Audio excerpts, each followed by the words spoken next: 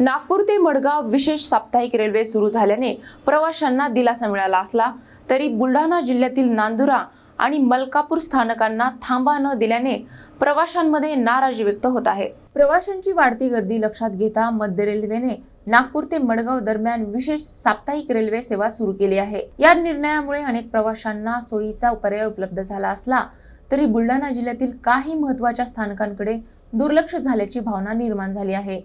या विशेष रेल्वेला जिल्ह्यातील केवळ शेगाव येथेच थांबा देण्यात आला आहे। मात्र नांदुरा आणि मलकापूर या दोन्ही महत्त्वाच्या स्थानकांवर थांबा न दिल्याने स्थानिक प्रवाशांमध्ये तीव्र नाराजी व्यक्त होत आहे। या भागातील अनेक प्रवासी नियमितपणे लांब पल्ल्यांच्या प्रवासासाठी रेल्वेवर अवलंबून असतात। प्रवाशांचे म्हणणे आहे की शेगाव प्रमाणेच नांदुरा आणि मलकापूर येथेही थांबा दिल्यास हजारो नागरिकांना या सेवेचा थेट लाभ मिळू शकतो।